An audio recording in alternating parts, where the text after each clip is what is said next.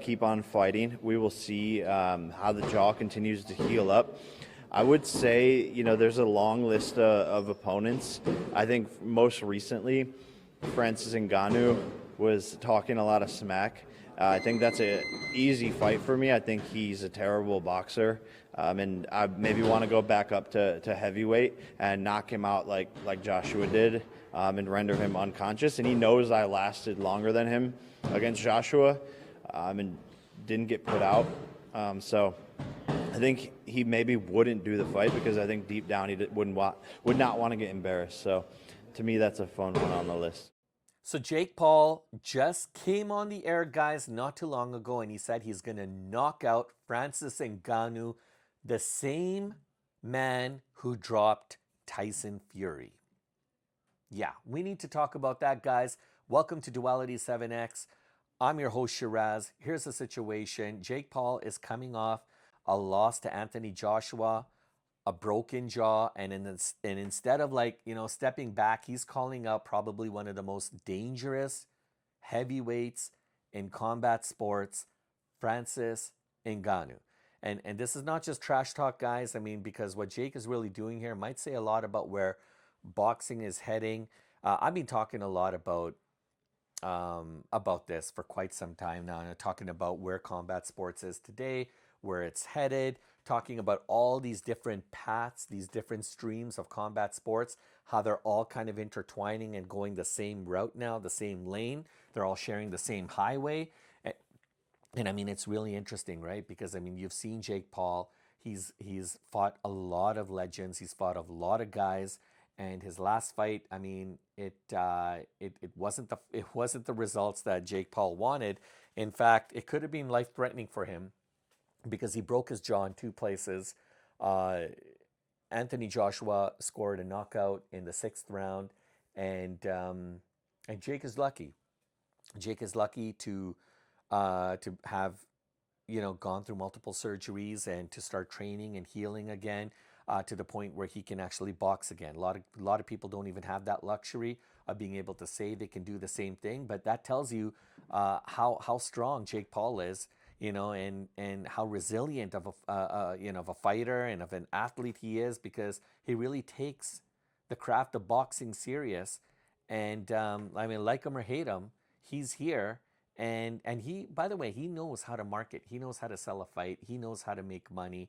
And this isn't always all about the money, but yes, a lot of it has to do about the money. But I think right now for Jake, I think he's, rather than the money, he's got the money. I think he's chasing boxing legitimacy. I think he's trying to prime his way into a position where he can actually compete for a title. So this is going to be interesting, guys. Let's break this down. Look, Jake Paul, Francis Ngannou. I mean, according to Jake, this could be an easy fight. You've seen the video. He even went as far as saying that he would knock Francis Ngannou out, just like Anthony Joshua did. Now, on paper, that sounds absolutely wild.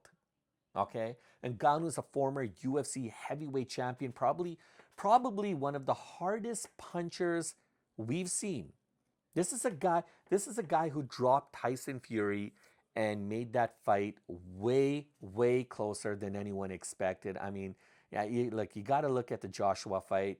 I mean, Ngannou, he got stopped in 2 rounds. So, I mean, somebody could argue the fact that Ngannou just had an off night. But, I mean, Tyson Fury is a very strong opponent. How is it that he was able to last so long against Tyson and even knock Tyson down? But then when he steps into the ring against AJ, he gets knocked out in the 2nd round. Now, Anthony Joshua is a different fighter than Tyson Fury, okay? But a fight's a fight, guys. Anything happens. You can slip on a banana peel and that's it. And the next thing you know, you wake up and you just see cuckoos going around, right?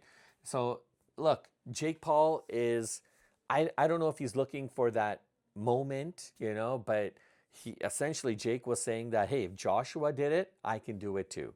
So clean, sharp, no debate. He feels that confident that he's going to knock out Francis Ngannou if these two ever were to meet in the ring, right? And so look, Jake isn't even a natural heavyweight. He's kind of like a cruiserweight, all right? He was a cruiserweight who fought a heavyweight. I honestly didn't expect him to take on that fight with Anthony Joshua. Everybody thought that November 14th was going to be Jake Paul and Gervonta Tank Davis, but there was a 70-pound difference between him and Tank Davis. But that's a fight that thought was going to happen. Then there was rumors about Andre Ward potentially coming out of retirement and fighting Jake Paul. Then there was Ryan Garcia.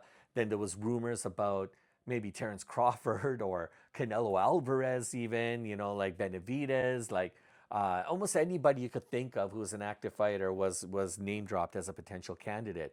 But I was surprised when he actually took this fight on with AJ, because AJ's a heavyweight, a true heavyweight, and I mean Jake Paul is more of a cruiserweight, right? Not even a light heavyweight, a cruiserweight. So, anyways, if he wants to fight Francis Ngannou, he's gonna have to beef up, and he's gonna have to work on his skills and just continue to fight, continue to spar, continue to box. But I mean, like, if he's actually seriously interested about wanting to move up again to face a man who walks around like he's a Sherman tank, I mean, guys, at the same time, when he's questioning Ngannou's confidence, some people may actually think that Francis doesn't want this fight because he doesn't want to get embarrassed.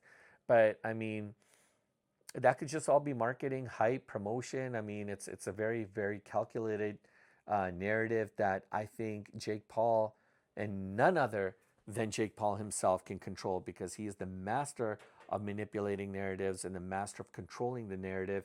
And in this case, he's very good at planting those seeds of that doubt in your head, essentially letting you know that there's a possibility that he will stop Francis Ngannou if these guys meet, right? So if you really, really think about it, guys, Jake isn't just calling out Ngannou randomly. He's targeting a very specific type of opponent in Francis Ngannou.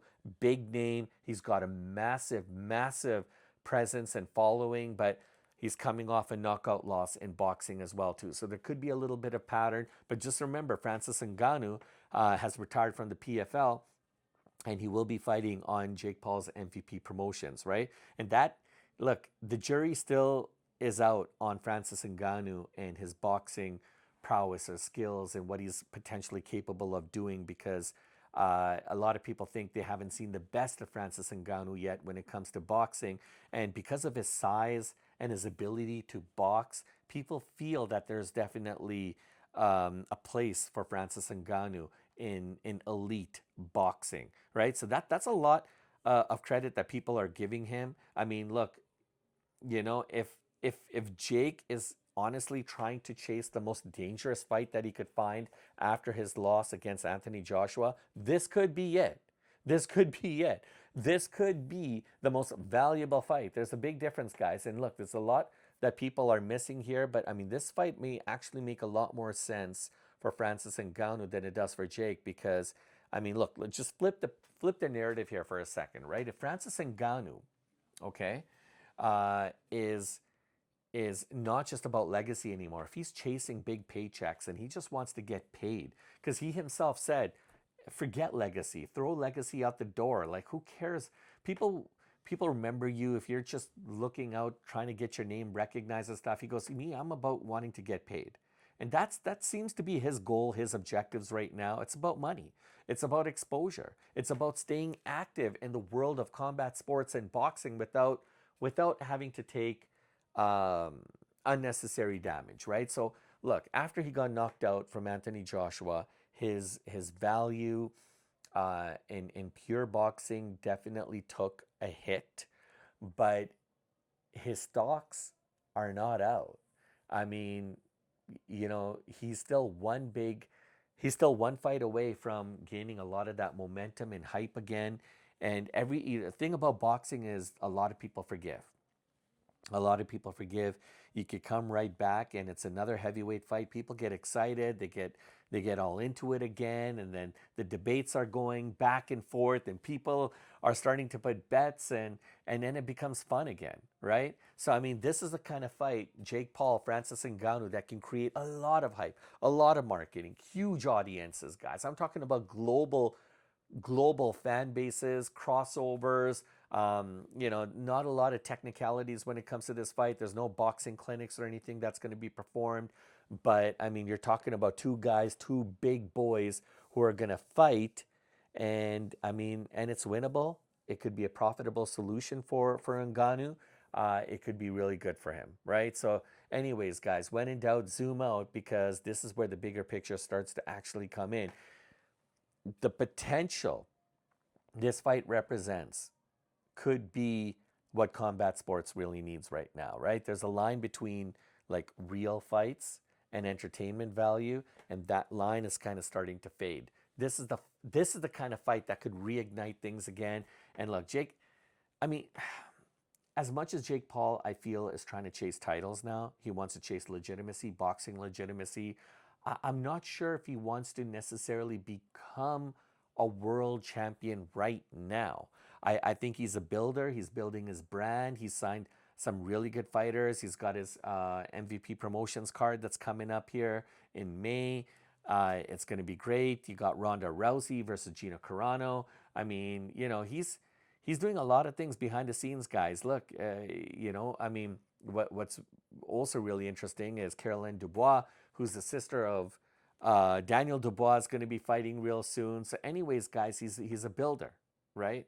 And it's not all about just the fights right now. Now he's also thinking like a promoter, acting like a promoter, talking like a promoter, and doing business like a promoter, right? So having these kind of calculated matchups, they're designed specifically for big attention, big money, bringing in the masses, numbers, numbers, numbers, and that's what creates headlines. That's what creates money. And let's just be honest for a second, guys. Jake saying that he would knock out Ngannou like Joshua did could be a big stretch, but Joshua is a top level heavyweight with years of elite experience. Jake is still in his developmental stages. He's still building. He's still improving on his skills. I'm not saying that he's not one punch away from a knockout, because like Andy Ruiz said, you just land that over right hook, you never know. If it lands, holy schmoly. That's it, guys, just like that. So anyways, guys, at the same time, Jake has been able to last a lot longer in his recent fights. He did last longer against, Anthony Joshua, longer than Francis Ngannou did. But I mean, the ring was a little bit bigger. There was a period of time where Jake was just kind of running around. It's debatable. Honestly, it's really, really debatable, guys. But anyways, I mean, in today's fight game, guys, selling the fight, marketing the fight, is half the battle right there, right? So anyways, guys, it's all about the numbers at the end of the day, because these guys are playing a very, very, very smart level when it comes to their business and their brands. And at the end of the day, if you think this is just about Jake Paul versus Francis Ngannou, you have another thing coming, because I mean, this is where combat sports is headed, guys. You're going to see a lot more of this. Fighters are becoming brands. Fights are becoming events. The biggest matchups are still around the corner, guys, and they're not always built on rankings anymore. They're built on attention. What used to be, we would refer to it as putting butts in chairs. It's about those advertising dollars. And the bigger the advertising dollars, the bigger the hug from these big networks like Netflix, DAZN, Paramount Plus. They're all there to eat this kind of stuff up, right? I mean, Jake Paul is right in the middle of that paradigm shift that seems to be happening, guys. So anyways, I want to hear what you guys think. Does Jake Paul actually stand a chance against Francis Ngannou? Or is this just another smart promotion from Jake Paul, trying to stay relevant, trying to keep his name in the spotlight, and his brand in the spotlight? Anyways, I want to hear from you guys. If you guys liked this video, please smash a like and subscribe. Hit the notifications so you guys never miss a beat. This is Duality 7X signing off. The pleasure was all mine. I look forward to catching you guys in tomorrow's video.